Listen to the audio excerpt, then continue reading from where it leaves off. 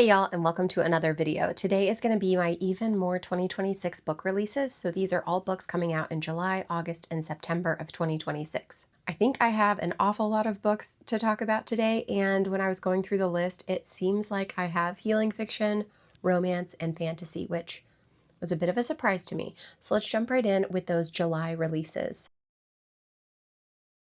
First up in July is one of those healing fictions, and it's The Memory Bookshop. This is a Korean translated novel about a grieving woman named Ji-won who discovers a magical bookstore that allows her to revisit and alter 3 moments from her past in exchange for time in her future. This is a magical realism story about grief, memory, and healing, and it's often been compared to The Midnight Library. It's said to explore themes of grief, loss, and the power of stories. It has also been praised for its beautiful writing and poignant message.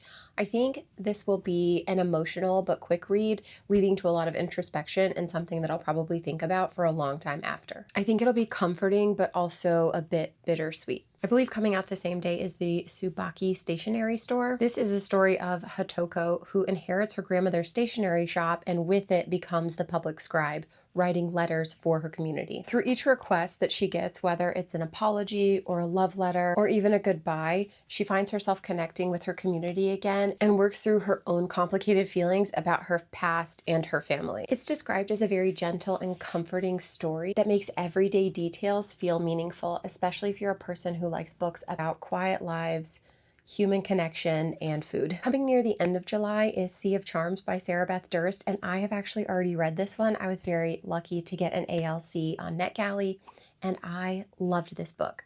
This follows Meghan, who is a seafaring supply runner on a mission to get her family out of debt. A massive betrayal from Meghan's past leaves her very wary to connect with people or let anyone get too close.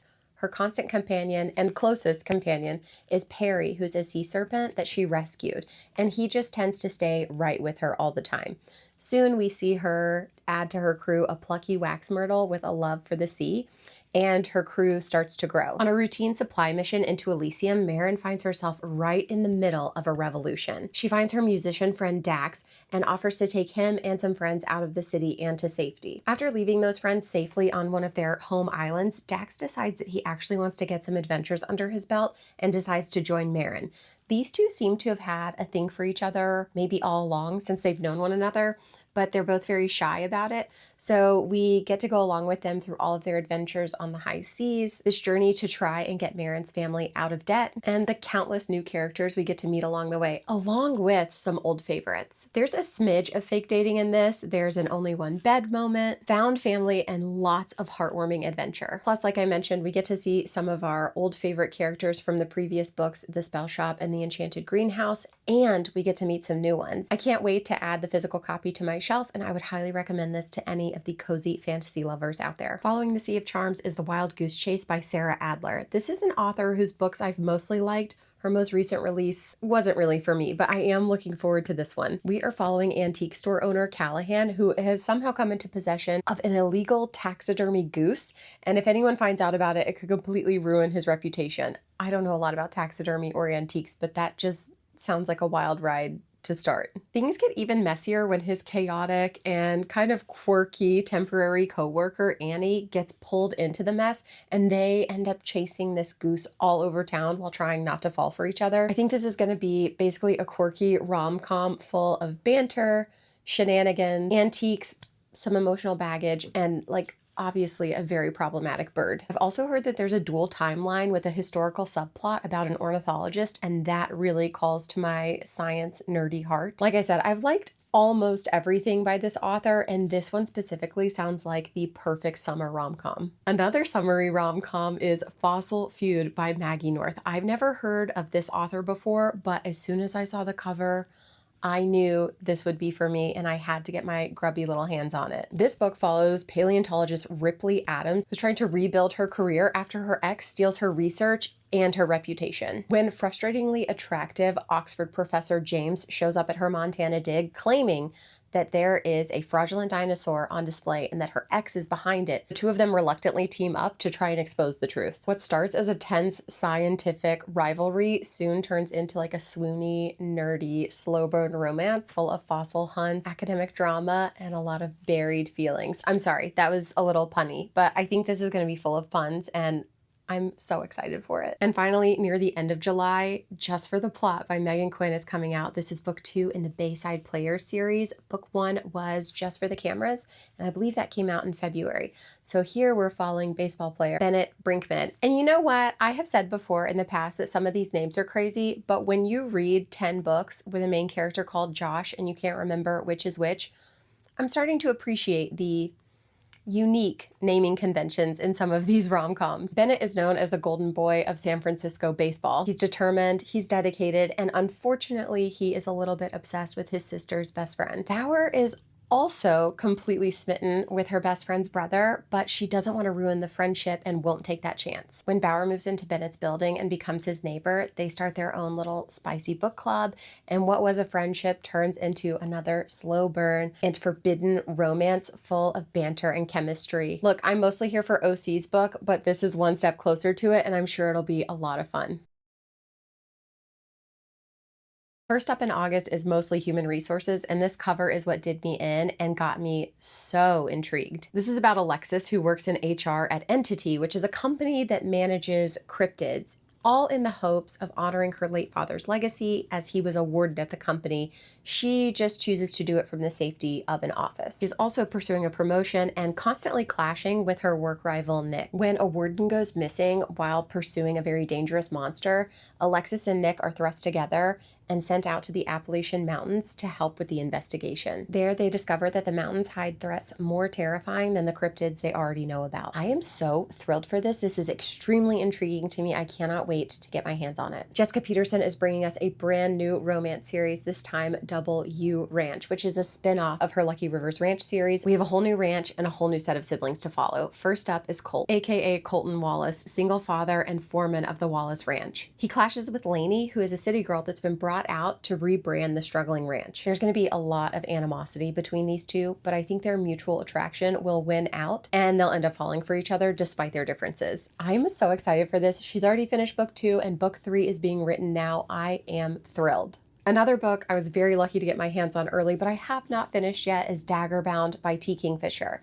This is book 2 in the Swordheart series and also features in the larger world of the White Rat. And if you're familiar with that world of the White Rat, we have Learned Edmund back, this time for his own story. While transporting artifacts, Learned Edmund accidentally releases a dervish, an immortal fighter who's been trapped inside an enchanted sword. The two are thrown together on this dangerous mission involving bandits, dragons, and lots of magical intrigue. As the gruff, cursed warrior reluctantly protects the kind-hearted scholar, their partnership slowly grows into something far more complicated and heartfelt. I'm really hoping to start this one soon, and fear not, you will hear from me once I have, but I'm already predicting a 5-star read. My final August release is yet another book 2 in a series, and that is A Taste of Magic by Tricia O'Malley. This is book 2 in the Scottish Charms series. I read the first book last year and absolutely adored it. The series seems like it's going to follow these 3 sisters, so for this installment we have Lyra. She's a witch whose magic starts to go awry, unfortunately, during filming of the bewitching Bake Off, which sounds like the Great British Bake Off, but with magic. She's also horrified to find herself paired up with her high school sweetheart and former heartbreak, Robbie. As magical mishaps, a growing curse, and lingering feelings start to heat up the competition, the two must decide whether they can create a second chance at love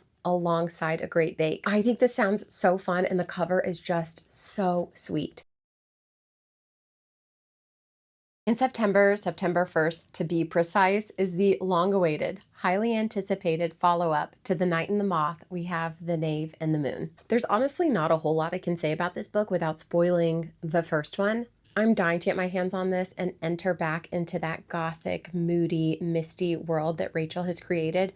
I am wildly optimistic about this release, and if you've not read book 1, now is your time. Read it and jump straight into The Knave and the Moon. A bit of a departure for this author, Laurie Gilmore, is Big Bad Wolf. You might recognize her from the Dream Harbor series, which is a set of small-town rom-coms. This is going to be a paranormal romance a la Little Red Riding Hood. It's also first in a new series, and I kind of love when authors switch things up like this. Lyla Sage did it recently, moving from Western cowboy-style books into paranormal small town, and while I didn't love that first book, I'm very excited for the second one.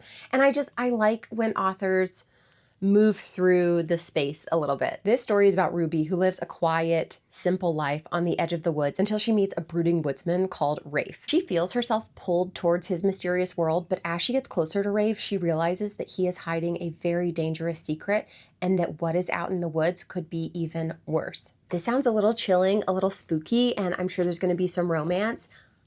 I'm really, really intrigued. Another translation, this time coming to us in September, is the Hakuda Photo Studio.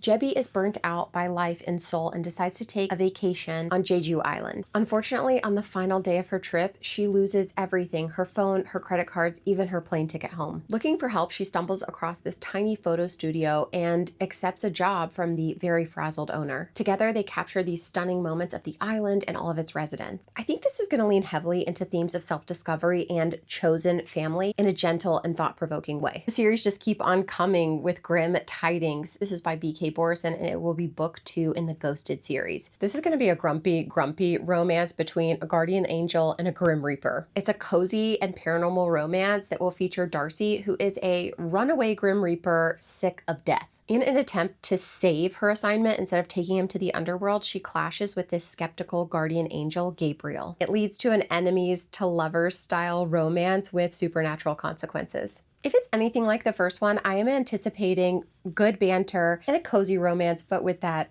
little bit of animosity. If you know me in any capacity, you know that I love the Alex Stern universe by Leigh Bardugo. There's Ninth House, there's Hellbent, and also, if you know me, you may know that I thought Hellbent was it. I thought there were 2 books in the series. So when I finished Hellbent, and Michelle very gently told me, no, there's more coming, I felt better that that wasn't the end, but also a little forlorn, a little lost in the woods, if you will, because I could not wait for book 3. So here it is. Everybody calm down. Deadbeat is coming this September. This is the conclusion to the Alex Stern trilogy. Look, again, I can't say a whole lot about what this book will entail without giving away the first 2 books. But I know we'll see protagonist Alex Stern and her allies battling demons as they try to invade the Yale campus and attempting to close the gates of hell.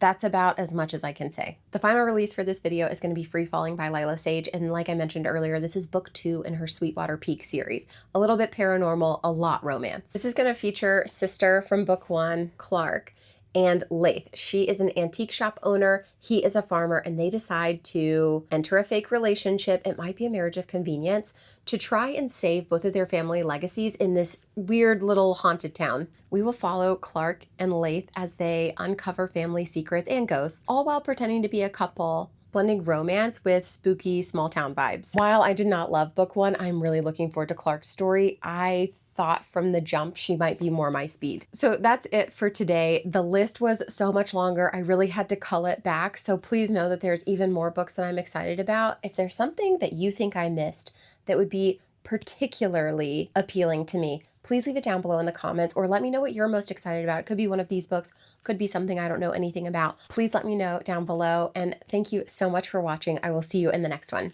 Bye.